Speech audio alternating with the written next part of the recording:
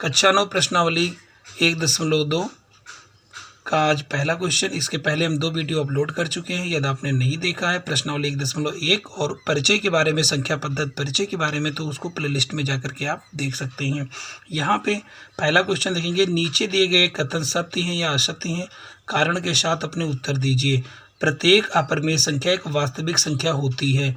ये आपका सत्य है, क्योंकि वास्तविक संख्याएं परिमेय भी हो सकती हैं और अपरिमेय भी हो सकती हैं, यानी परिमेय और अपरिमेय संख्याओं को मिलाने पर ही वास्तविक संख्याएं बनती हैं।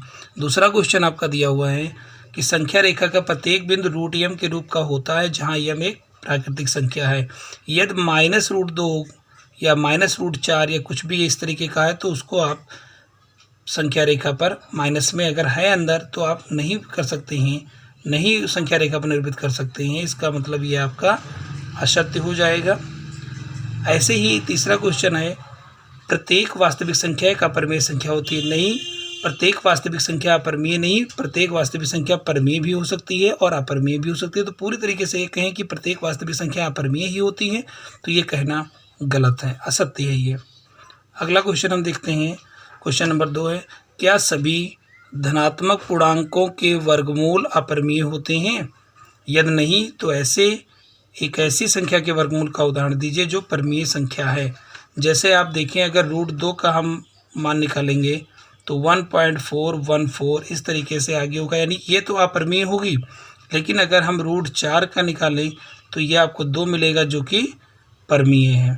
तो इसमें आप कह सकते हैं कि एक एग्जाम्पल पूछा था इन्होंने कि क्या सभी धनात्मक पूर्णांकों के वर्गमूल अपरिमेय होते हैं, तो कहेंगे नहीं, क्योंकि आप देखिए √2 का तो होता है, लेकिन यहाँ पे √4 अगर है तो इसका मान 2 होगा जो कि परिमेय है। तो ऐसे एक उदाहरण देना था जो परिमेय संख्या हो, तो ये हो गया।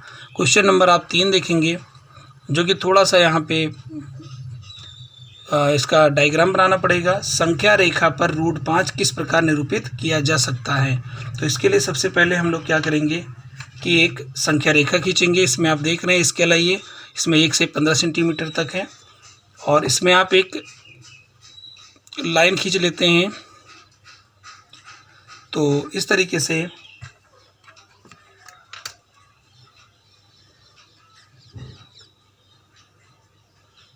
इसकी कोई लंबाई निश्चित नहीं है, लेकिन 10-12 सेंटीमीटर की रेखा खींच करके और 1-1 सेंटीमीटर पर हम एक डॉट रख देते हैं। यहाँ पे 1-1 सेंटीमीटर का ये हम रख लेंगे इस तरीके से। और इसके बाद में यहाँ पे हम लोग मान लेते 0 हो गया, 1 2 3 4 5 6 7, इसी तरीके से आगे भी आप इसको आप बढ़ा सकते हैं। ऐसे इधर होगा -1 -2 -3 -4, इस तरीके से -5, और इसको भी आगे आप इधर कर सकते हैं। इसमें सबसे पहले √5 को निरूपित करने के लिए हम एक पर एक 90 डिग्री का एंगल बनाते हुए एक रेखा खींचेंगे इस तरीके से, और इस पर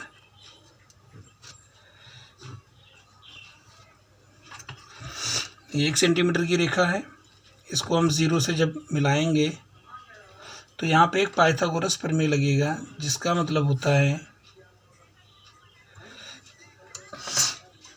ये भी आपका 1 सेंटीमीटर होगा, ये भी 1 सेंटीमीटर होगा। तो लंब का स्क्वायर धन आधार का स्क्वायर, यानी कि √1 का स्क्वायर √1 का स्क्वायर, जब एक जुड़ेगा तो 1 ये √2 हो जाएगा। तो ये यहाँ पे संख्या रेखा पे √2 हुआ। इसको हम √2 को कुछ इस तरीके से करेंगे, गोला प्रकार लेंगे, इसमें 0 वाले पे रख करके, और √2 जहाँ है उसका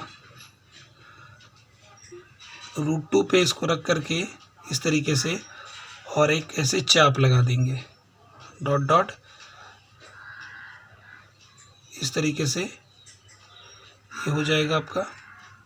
तो ये जो पॉइंट मिला मुझे, ये √2 का हो गया। इसी तरीके से हम इसके आगे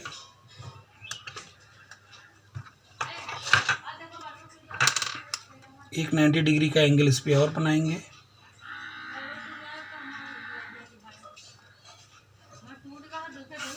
यहाँ पे 1 सेंटीमीटर की रेखा खींचेंगे, केवल 1 सेंटीमीटर की रेखा मुझे खींचनी है। तो इसके ऊपर हमें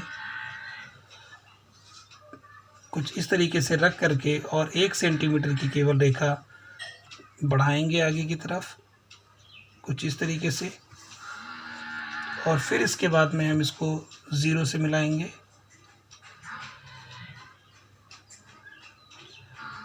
अब आप देखेंगे ये √2 ये है, 1 ये, तो √2 का स्क्वायर 2 और 1 का स्क्वायर 1, तो √2 का स्क्वायर 2 और 1 3, तो ये आपका हो गया √3।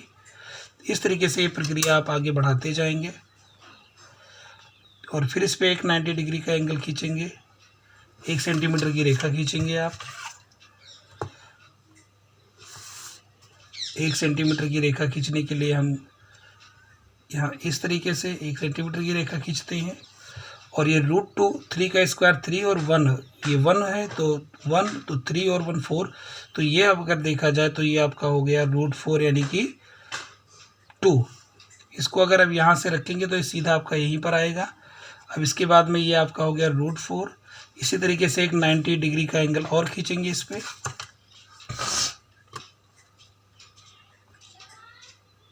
इस तरीके से 1 सेंटीमीटर की रेखा इस पे भी रखेंगे। तो यहाँ पे हमने 1 सेंटीमीटर खींचा। इस तरीके से जब इसको यहाँ से 0 से फिर मिलाएंगे तो ये जो मान होगा ये आपका √5 होगा। और यहाँ पर हम 0 पे रख करके गोला प्रकार की सहायता से इसकी दूरी लेंगे और एक चाप हम ऐसे लगाएंगे।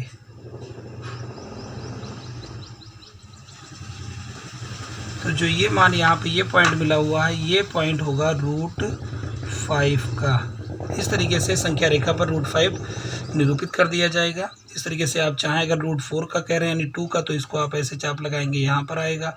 √3 के लिए बोल रहे हैं तो इस तरीके से करेंगे। अगर √6 का बोल रहे हैं तो 1 पे फिर करके और ऐसे बढ़ाते चले जाएंगे। इस तरीके से आप और भी प्रश्नों को हल कर सकते हैं।